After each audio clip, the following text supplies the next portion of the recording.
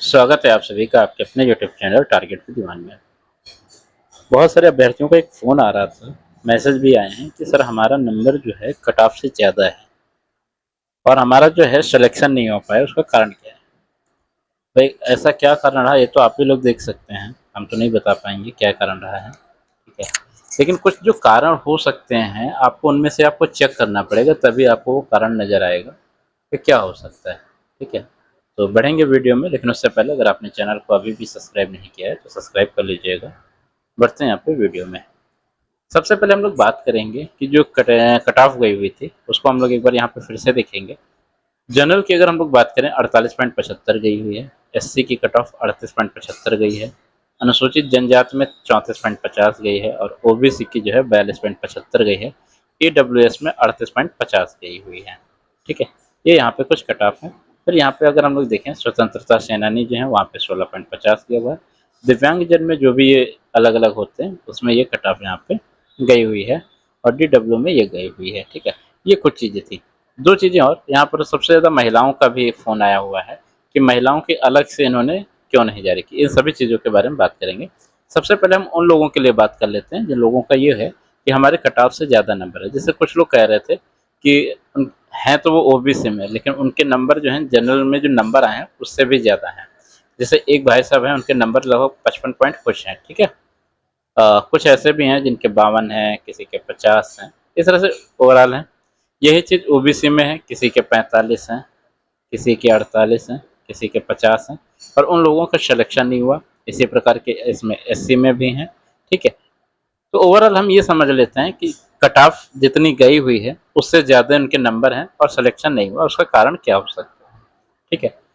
उसके लिए हम आगे बढ़ जाएंगे अभी थोड़ा सा, लेकिन एक बार यहाँ यहीं पे एक चीज़ क्लियर कर लेते हैं महिलाओं के लिए। महिलाओं का ये रहा कि लगभग लगभग आपकी 80 सीटें थी, ठीक है, और 82 महिलाओं का सिलेक्शन हुआ है, ठीक है। अगर महिलाओं का सिलेक्शन ना हुआ होता तो एक कट ऑफ यहाँ पे अलग से जारी हो सकती थी कि कम हुई थी, जो भी हुआ था। यहाँ पर जो है अगर जनरल कैटेगरी की महिलाओं की बात करें तो जनरल में महिलाओं ने 48.75 से ज़्यादा नंबर पाया हुआ था, तो उन लोगों को इसी में समाहित कर दिया गया। इसी प्रकार एससी में 38.75 से ऊपर के नंबर थे, उनको एससी में यहाँ पे ले लिया गया है। अनुसूचित जनजाति की अगर बात करें तो यहाँ पर भी यही प्रोसेस हुआ और ओबीसी में ये भी यही प्रोसेस हुआ है कि उनके नंबर जो हैं, जो ओबीसी की महिलाएं थी 42.75 से उनके ज़्यादा थे, इसलिए उनको वहाँ पे ले लिया गया है। जैसे एक महिला है, उनके नंबर जो है शायद 45 या 46 हैं, ठीक है। 45 या 46 है, वो कह रही थी हमारा 2 या 3 नंबर से जो है वो रह गया सिलेक्शन।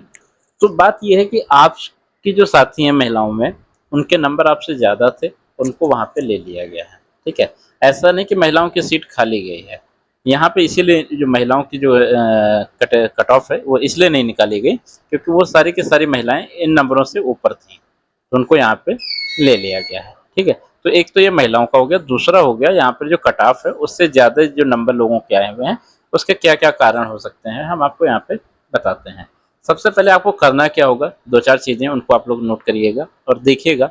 सबसे पहले आपको अपनी ओमान निकालनी है, ठीक है, उसको दोबारा चेक करना है।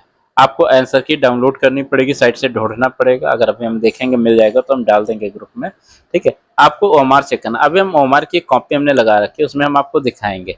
दूसरा क्या है, अगर आपको ओमार में समझ में नहीं आती है तो आपको जो बुकलेट मिले थे, ठीक है, उस पर आप लोगों ने क्वेश्चन पे टिक लगाए होंगे, उस क्वेश्चन से आप अपना मिला लीजिए कि कौन सा क्वेश्चन सही हुआ, कौन सा गलत हुआ, कितने पे पूरे नंबर मिले हैं।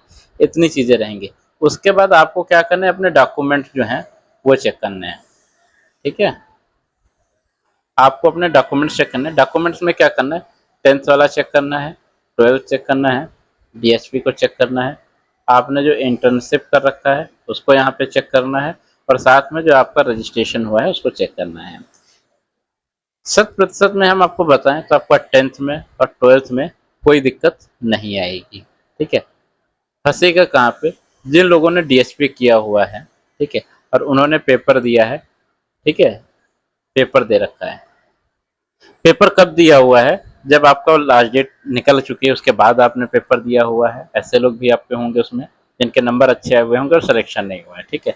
या फिर आपने पेपर जो है दोनों साल के दे रखे थे, आपका रिजल्ट जो है वो जारी हो चुका था, आपने इंटर्नशिप ना किया हो, ठीक है, इंटर्नशिप अगर नहीं किए हैं तो उसके बारे में आपको देखना है, साथ में रजिस्ट्रेशन के बारे में देखना है यहाँ पे। ठीक है, तो यहाँ पर अभी हम लोग क्या करते हैं, सबसे पहले ओमार देख लेते हैं। आपको ओमार कैसे चेक करनी है। यहाँ पर एक हमने ये ओमार लगाई हुई है, ये तीसरी प्रति होती है। ठीक है, सबसे ऊपर मूल प्रति होती है पहले नंबर पे, दूसरे नंबर पे जो जाती है वो आयोग में ट्रेजरी में जाती है। ठीक है, आयोग को चली जाती है। और तीसरी प्रति जो होती है वो अभ्यर्थी प्रति होती है। ठीक है, आप लोग इस चीज को समझिएगा। पहले पे आप कर रहे हैं गोला, तो वो तो सही भरा हुआ है। दूसरा जस्ट उसके नीचे होता है, डार्क आता है। तीसरे में क्या होता है, आपने जो सर्किल किया होता है। ठीक है, इस तरह से आपने, जैसे ये सर्किल है, हमने इसको सर्किल किया है। पहली कॉपी पे कर रहे हैं तो समझ में आ रहा है, लेकिन तीसरे पे देखिए ये बहुत हल्का हल्का आया हुआ है। तो उसके के लिए क्या करिए, आप अपनी जो बुकलेट है उसको चेक करिएगा। बुकलेट में अगर टिक लगा हुआ है आप इसको दिखाइएगा, मिलता है। ठीक है, तो इन चीज़ों को जो है देख लीजिएगा एक बार कि हल्का सा भी अगर कहीं पे आ रहा है। कभी कभार क्या होता है कि आप लोग जब बुकलेट को भरते हैं, ठीक है, ये ओएमआर शीट को जब भरते हैं, तो जैसे ये गोला मान लो हमने यहाँ पे ए को भरा हुआ है, लेकिन हल्का सा वो नीचे की तरफ चला गया। ठीक है, यहाँ पे ऐसे नीचे की तरफ गोला हो गया, तो उसके लिए क्या, अब मान लो हो सकता है ये 34 नंबर पे भरा हो और आपने उसको 35 पे गिना हो। तो उसके लिए क्या करिए, आप लोग अपनी बुकलेट निकालिए, उसमें से मिलाइए, आपके जो नंबर हैं वो एक बार फिर से काउंट करिए, कितने गलत हैं, कितने सही हुए, कितने आपने छोड़े हैं। जो छोड़ दिए उससे हमें कोई मतलब नहीं है। आपने टोटल 90 क्वेश्चन किए हैं, उसमें से आपके 60 सही हो गए, 30 गलत हो गए। तो आपके जो नंबर हैं इसमें से 1/4 करिएगा, लगभग 7.5 नंबर इसमें से कट जाएंगे। तो ये जो है 52 पॉइंट लगभग 50 इस तरह से बन जाएगा। ठीक है, तो इन चीज़ों को आप लोग एक बार काउंट करिएगा। हो सकता है ऐसे भी लोग हों जिन लोगों ने क्या क्या किया हो कि जितने सही नंबर थे उतना ले लिया। मान लो 55 किसी ने बताया हमें, तो उन्होंने 55 ले लिया, अपना माइनस मार्किंग ना किया हो। सबसे पहले अपने सही क्वेश्चन चेक करिए, उसके बाद जो गलत हुए उनको गिनिए, दोनों को अलग अलग लिखिए। जैसे यहाँ पर हमने आपको बताया 30 आया है, 30 को 4 से भाग कर दिए। ठीक है, तो इस तरह से आपका निकल आएगा। ठीक है, ये 7.5 यहाँ पे निकल के आ गया है। ठीक है, तो ऐसे आपको यहाँ पे निकालना है। ये जो नंबर आपके निकल के आए हैं, जितने क्वेश्चन आपके सही थे उसमें से यहाँ पे ये माइनस हो जाएंगे। ठीक है, इन चीज़ों को आप लोग यहाँ पे देख लीजिएगा। उसके बाद हम लोग यहाँ पे देखेंगे, जैसे आप हमने यहाँ पे देखिए एक बुकलेट है उसको लगाया हुआ है कि यहाँ पर क्या किया इन्होंने, यहाँ पे ये टिक ऐसे लगा दिया है। ठीक है, यहाँ पे ये टिक लगा हुआ है, यहाँ पे ये हो गया, इस तरह से जो है टिक लगा हुआ है। उससे क्या हुआ, इन्होंने अपनी ओमार चेक कर ली। जैसे ये 54 नंबर पे बी लगा हुआ है। ठीक है, अगर हम ओमार में देखें तो यहाँ पर 54 पे जाएंगे, देखिए बी बहुत हल्का सा ये सर्किल यहाँ पे बना हुआ है। ठीक है, तो ओमार पे क्या होता है, थोड़ा सा हल्का तीसरी प्रति पे आता है, इसलिए आप लोग बुकलेट एक बार चेक करिएगा। बुकलेट से भी वही प्रोसेस करिएगा, उसको मिलाइएगा, कितने सही हुए कितने गलत हुए उसमें से घटा करके देखिएगा। अगर आपके नंबर एकदम सही आ रहे हैं उसके बाद भी, ठीक है, कि आपके जो कट ऑफ, जैसे जनरल कट ऑफ 48 पॉइंट कुछ गई हुई है, उसके बाद आपको लगता है हमारे 50 है, हमारे 55 है, तो फिर आप लोग एक बार अपने डॉक्यूमेंट्स को चेक करिएगा। डॉक्यूमेंट्स में क्या है, आप अपना 10th का चेक करिएगा, सब कुछ सही होगा, कोई दिक्कत नहीं है, 12th सही होगा।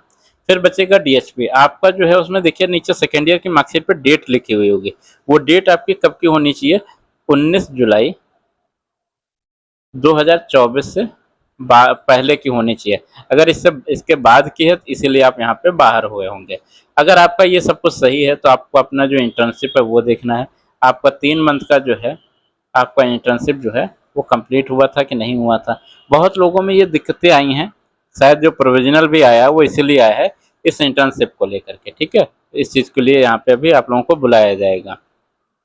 आप लोग डेट काउंट करिएगा कब से कब तक आपका ये पूरा हो रहा है। अगर आपका इंटर्नशिप कंप्लीट हो जा रहा है तो उसके बाद आप लोग अपना रजिस्ट्रेशन जो कराए हैं होम्योपैथिक मेडिसिन बोर्ड में, वहाँ पे अपनी डेट देखिएगा।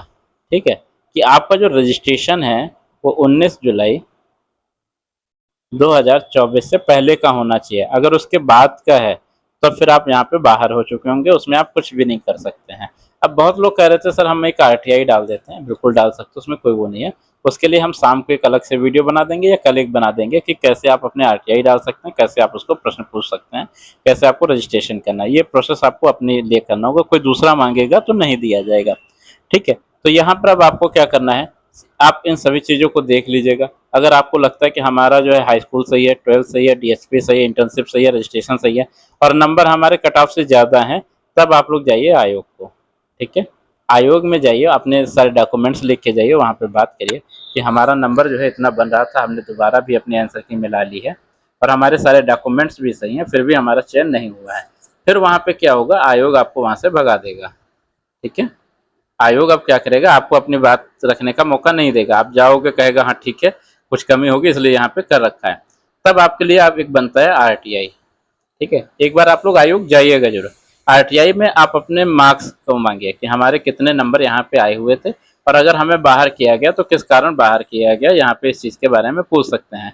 आरटीआई का जवाब आने में लगभग लग जाएगा 1 मंथ का। ठीक है, इससे ऊपर ही जाएगा, आप थोड़ा सा वेट करिएगा। इसके बाद भी आपको लगता है कि हम इस चीज़ से संतुष्ट नहीं हैं, तब आप जाइएगा कोर्ट को। लेकिन आपके पास जो मुद्दे हैं एकदम मजबूत होने चाहिए। अगर आप कुछ भी गलत कर रहे हैं, आपके पास अगर कुछ भी गलत मतलब ये है कि कुछ भी इनकम्प्लीट है, तो आप यहाँ पे इसको छोड़ दीजिए। ठीक है, तो जो है इन चीज़ों को आप छोड़ दीजिएगा। आप ना कोर्ट जाइएगा, ना आयोग जाइएगा, ना आरटीआई लगाइएगा। अगर आपका सब कुछ सही है तभी आप इन तीनों चीज़ों को जो है फॉलो करिएगा, अन्यथा की स्थिति में आप इसको छोड़ दीजिएगा। कैसी लगी वीडियो आप लोग कमेंट बॉक्स में बताइए। मिलते हैं अगले वीडियो में, तब तक के लिए नमस्कार, धन्यवाद।